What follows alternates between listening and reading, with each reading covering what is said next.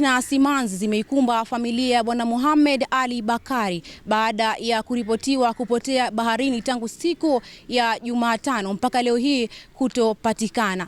Asam Online TV tumefika katika nyumba ya Bwana Mohamed Ali Bakari iliyopo Mpendae kuja kuzungumza na familia yake juu ya tukio hili lililoripotiwa tangu tarehe 17 kuweza kupotea kwa mzee huyo.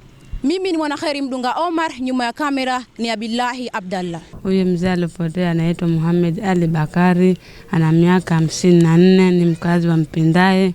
Mimi nilikuwa sipo, nimepigiwa simu tu.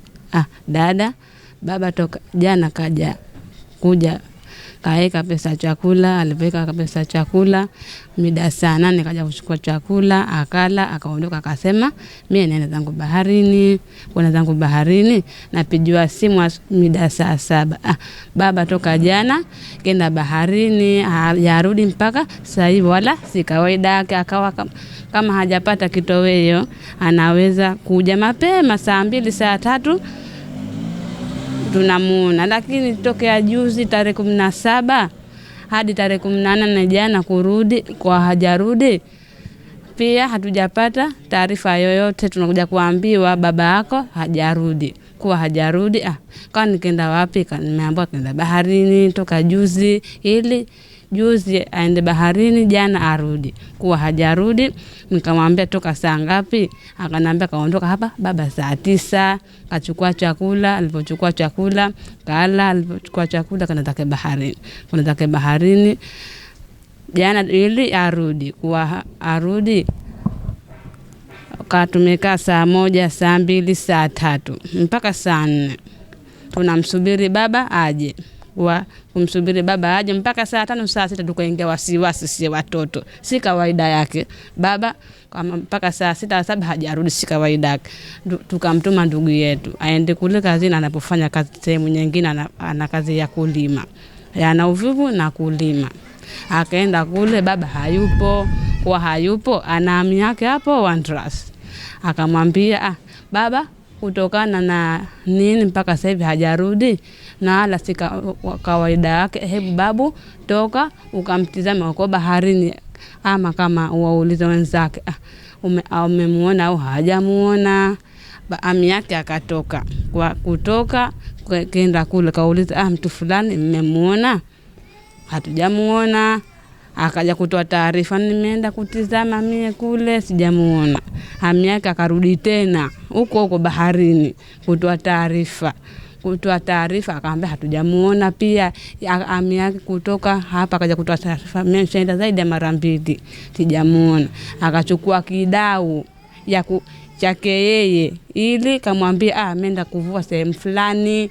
Akamtaji ya bahari anakwenda kuvua matore. Kwenda kule ami yake mpaka alipomwambia naenda kuvua sehemu fulani, alipokwenda kule pia hayupo. Lakini anarudi hapa, anapigiwa simu, hicho kidau kimeonekana mazizini. Na kuonekana mazizini, kidau kimeharibika na ubale mmoja umekatika. Huyo mtu humo hayumo. Kwa hayumo. Ndio sasa tunafanya je? Kaamba hebu tuende kituo cha polisi tukaeke taarifa. Kuweka kituo cha polisi taarifa, tunapigiwa simu na huyo tajiri wao wapo huko baharini. Hapa tunachunguza, tunafanya uchunguzi ili tupate tujue ama ni mzima au hajafa.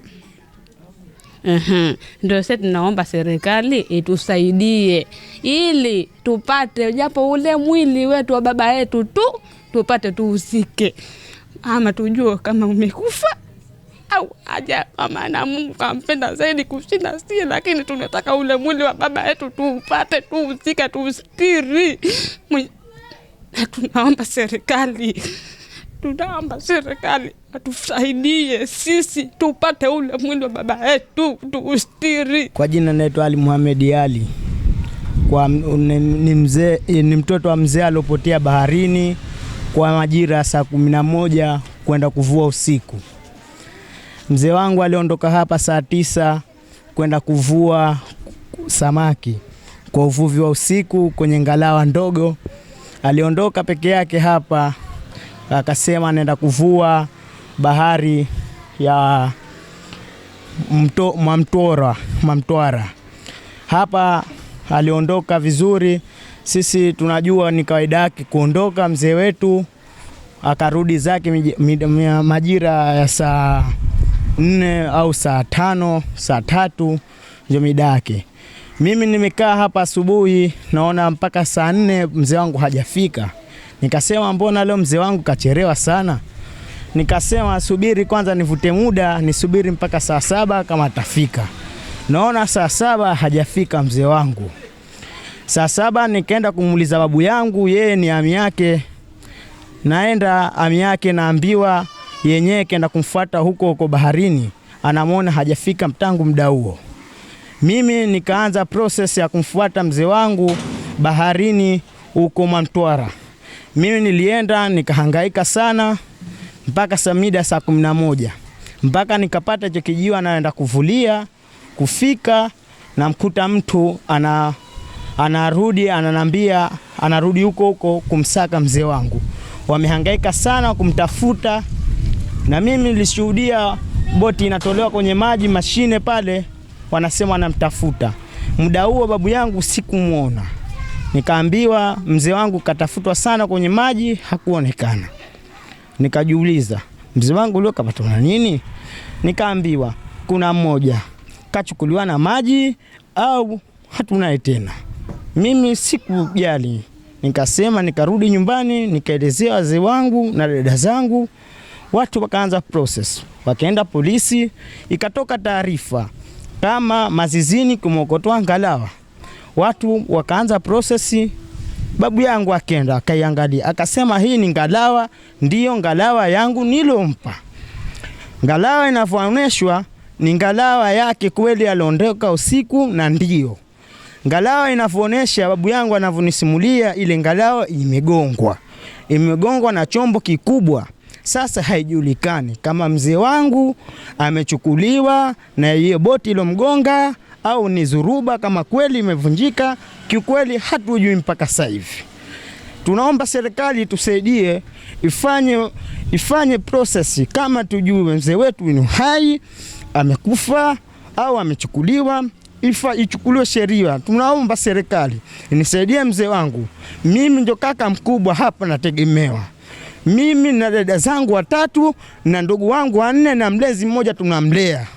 Sisi na mzee wangu ni anajituma tu, lakini sio mzima wa kusema wa kutegemewa. Mzee wangu atulishe, atuvishe. Na mimi sasa hivi ni form 4.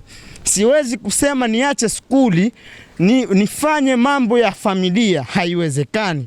Nabidi nijitahidi nisome, ili kama Mungu atanijalia nitaendelea mbele. Kama sijaliwa nitaingia kwenye vibarua kuwasomesha ndugu zangu, ili Mungu ajalie ufanikiwe. Lakini mimi naumia sana.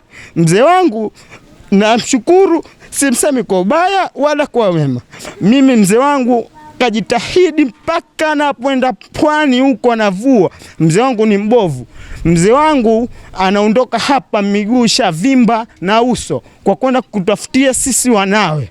Sisi hatumtemi. Kama mzee wetu yupo, mtu kamwokota kamsaidia, naomba atoe taarifa vituo vya polisi, kwa sababu sisi huko tunateseka. Hatujui kama yuko baharini, katika Mungu akafanya yake, hatujui.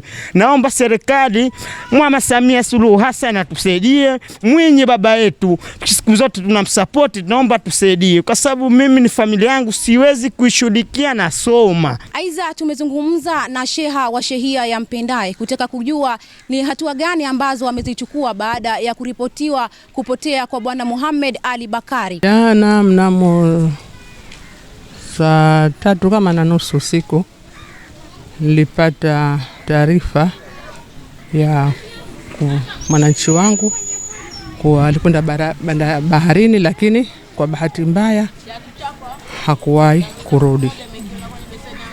Lakini nilipata kwa wasamaria wema tu. Lakini baadaye nikapigia simu wahusika ambao ni familia kutaka kujua zaidi. Nikawauliza kuwa kuna taarifa gani. Wakaniambia taarifa ilikuwepo, mzee wetu alienda baharini jana lakini hakurudi.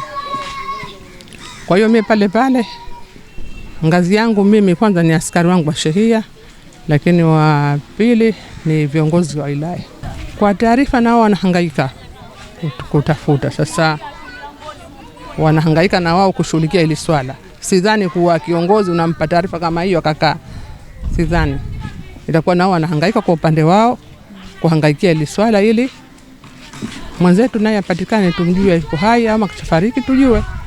Lakini si rahisi kiongozi anahusika ngazi ya juu kumpelekea taarifa, hasa kwa wilaya yetu. Tunashukuru alhamdulillah, napeka taarifa na faitiliwa. Wito wangu wa serikali waendelee kufanya jitihada kubwa ili mwenzetu huyu, mwananchi wetu, kupatikana kwa haraka, ambao vyombo husika vinavyohusiana na masuala haya basi wahangaike, na kama nilivyosema mwanzo, na naamini wapo katika kazi, lakini bado Mwenyezi Mungu atatujalia kufanikisha, lakini naamini hivyo wanaendelea kushughulika na hili swala.